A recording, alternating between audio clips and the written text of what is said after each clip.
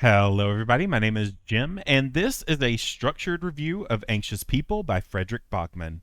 What I mean by a structured review is this follows the review system that I introduced in a video not too long ago about how I rate books. I offered up at least one video of me reviewing a book in this way, and there was some interest in it, so I decided to review one of the books that I read in March in this way so that you can kind of get an idea of how I think. It's really not that groundbreaking at the end of the day. I think it's really just the rating system because it always ends up in a decimal. The way that each category ends up with its own star rating, I add them up and then divide them to get an average. But the general breakdown, I don't know if that's going to be super entertaining. But I mean, this is stuff that I cover in reviews anyway. It's just going to be a little bit more structured. I'm going to have the categories to lay everything out. I'm not going to go through every single question the way that I talked about them in the previous video because not all questions are relevant to every single book. These are just suggestions to think about when you're rating certain books. I said in my March wrap up that I would spoil this book if I did this video, but the only spoilers that you're going to have to worry about are in the stakes section. I have everything chaptered out, so if you want to, when we get to stakes, if you haven't read this book yet, which I do recommend you read this book, if you haven't read this yet, then skip the stakes and move on to the end where I wrap up the video so that you don't have to have anything spoiled for you. So now that that's out of the way, I'm going to jump into the first category, which is premise and action.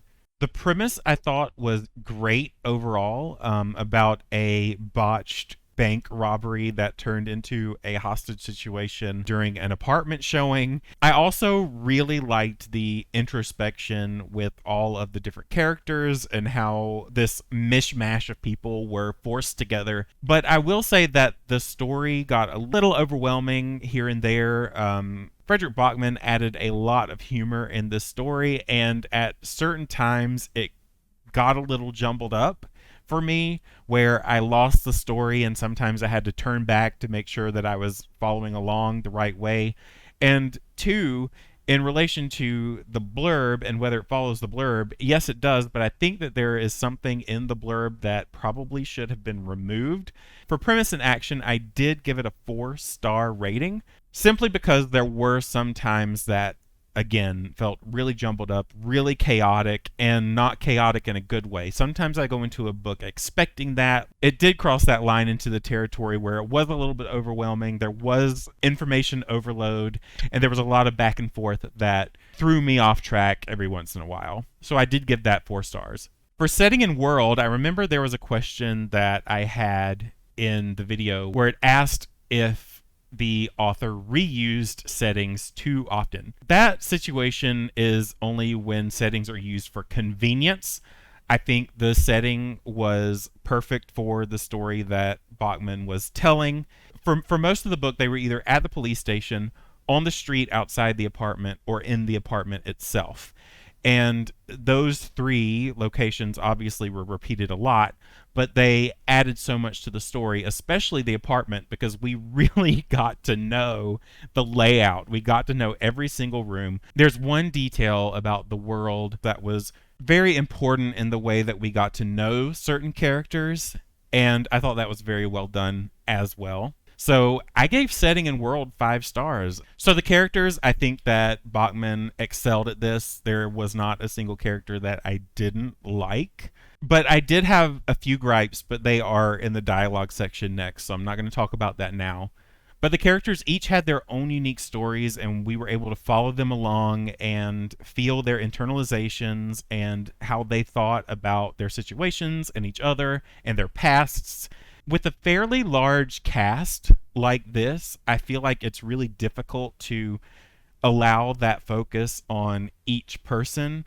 But the way that Backman set everything up with the police interviews with the different hostages one by one, and then following that up with a story that kind of focused on that hostage, really helped isolate that character and give them enough of a story to where I felt that I knew them, if that makes sense. Without going too much into structure and style, because again, that's another category, I'm just going to go ahead and tell you that I rated the characters 5 stars. Where I did think that Bachman fumbled a little bit is with the dialogue of those characters. I gave this 4 stars, and the reason is because they all seem to be on the same level. They each had a different story, but they gave the same amount of sass. And he mentions a lot that this is a story about idiots, but I feel like they were equally idiotic as they were equally bright. And in a way, it was kind of like they played off of each other a little too well for me. So the dialogue did falter a little bit. In a way, you could think of the characters as a band. You have different instruments that are built in a different way, and they have different sounds, and maybe some of them are dented or they don't screw on correctly. They have different stories to tell, but then they all play the same note. Basically, that's kind of the analogy that I'm giving this. So I did give dialogue 4 stars for that reason. I think they could have been differentiated a little bit, but I understand that Bachman was going for a very specific type of humor, and maybe it wouldn't have worked as well if he twisted that dialogue around a little bit. So I can't say with confidence that my gripe and my suggestion would fix the problem, but it still is 4 stars for me. For style and length, this was a translated book, so there were some translation issues that I picked up on, but none of them really took me out of the book. The length of the book was fine. I think that it didn't run too long or too short. I thought that that was just right. The style, the back and forth between the police interviews and the action itself, I thought that was very well done. And also the fact that the story kind of worked backwards. So while the length was okay, the pacing was a little bit odd. I kind of mentioned this in the premise and action where things got a little bit overwhelming and there was a little bit of a back and forth. Like, I wouldn't say necessarily that it was going too fast. I just think that when a lot of things are thrown at you at one time, you do end up with a little bit of whiplash where you're trying to piece everything together, but it's too overwhelming for you to really focus on one thing. I think that happened in a couple of places. Overall, the pacing was okay, though. Again, I keep praising the style of going back and forth between the hostage interviews and the action itself. I thought that was extremely well done. Some of the chapters were a lot longer than others. Some chapters were just a paragraph long. That could just be Bachman's style. Didn't really bother me too much, but I know that that could bother a few people. I personally thought that it made the book a lot more digestible, and I enjoyed that.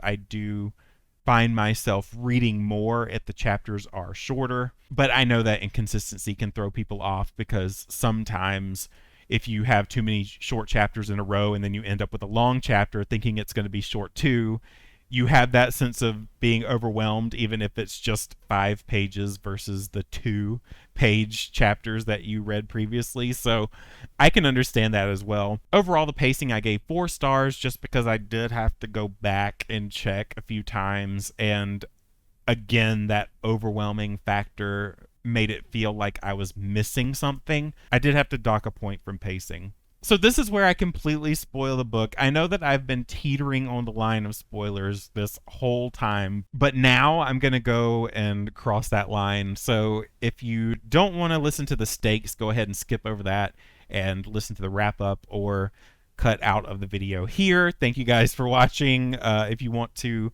purchase this book, the link is in the description as always. But yeah, so the stakes. I gave the stakes 1 star. And here's why. So, as I read the book, the stakes got lower and lower. And in the beginning, it kind of gave it away anyway that this was going to be a funny book. There wasn't going to be much tragedy going on. The stakes were relatively low, especially once we started to get to know the bank robber. And that in general wasn't the issue because I know that there are plenty of books that do not have massive stakes that I just hang on the edge of my seat to know exactly what happens. So in those cases, I don't really dock points too much. However, in the middle of the book, when Jim, of course it was Jim, when Jim went upstairs and he spoke with the bank robber and he helped her out, that really ruined the stakes for me for a lot of different reasons. Because number one, a lot of the situation could have been avoided had Jim just told the truth. In the first place, he decided to sit with the bank robber and speak with her, and he gave her the idea of going into the apartment across the hall or on the other side of the elevator to hide out while the police officers searched the premises to try to find her. This solution ended up being repeated by Estelle in the apartment afterwards. So it was kind of like, okay, so what was the point of Jim even bringing it up if Estelle was just going to mention it immediately in the following chapter? There was also a small back and forth, I think, with Roger and Leonard in the apartment where they were going to pose as the bank robber. I wish they would have followed through with that. I wish that the bank robber would have tried to hide out, and one of those two men would have eventually agreed to provide a voice for her because she had a mask over her face and Jim wouldn't have been able to see her anyway. I would have enjoyed that. It also would have kept the tension up where the two police officers were thinking that the real estate agent was the bank robber the whole time, which is what when I mentioned what the blurb ruined, that is actually what the blurb ruined, because it specifically says takes a group of 8 strangers hostage. And there was a point in which the police officers thought that the real estate agent was the bank robber. So that kind of ruined that plot twist when we ultimately find out that it wasn't her anyway. But up until that point, you know, there is a possibility that the real estate agent could have been. So having the word 8 in the blurb messes that up. And anyway, in order to fix this situation, I mean, I don't know. Like, you had so many pieces in place where the police officers wouldn't necessarily need to know exactly who the bank robber was. She ended up getting away anyway, because, you know, Jim didn't tell the truth. And the fact that the apartment was mismeasured, I think that could have introduced a way for the bank robber to hide out and not get caught. Or there could have been some other way around it. But I think that by Jim just having a heart-to-heart with the bank robber and deciding, after all, not to pursue anything and just letting her go, and then lying to his son, Jack, at the police station, it kind of killed the stakes. It ruined it. And that sucks. Because otherwise, this was a very good book. There were lots of twists and turns, and that felt, no pun intended, because I know Jim is a cop, but that felt like a cop out to me. So I had to drop the stakes to 1 star. It was a low stake book anyway, but then to have the stakes lowered even more just hurt the story. Luckily, by that point, I was so invested in the characters that I cared, but I wanted to see how everything wrapped up with them. But Jim ticked me off. He ruined the stakes. He messed it up. He messed the story up. So, yeah, stakes were 1 star. So now, by adding up all of my star ratings and dividing by 7, I got my second whole number since I've started reading again. As I mentioned in the rating video, Don't Cry for me was 5s all the way down. So, of course, when I divided it by 7, it ended up being a 5-star flat. So this one ended up being a 4-star rating flat. So yeah, at the end of the day, Anxious People was a great read for me. I absolutely do recommend it to anybody who wants to read it. Fredrik Backman is a wonderful writer. I'm definitely going to seek out his other books and hopefully review them for this channel. But otherwise, I hope that you guys have enjoyed this. And if you want me to review books in this way again in the future, just let me know. Or I can just jump back to doing my old, this is a topic that I want to talk about, let me talk about it sort of review. review method, and maybe I'll just alternate it here and there depending on what the book is. But otherwise, I've been Jim. You've been great. Happy reading.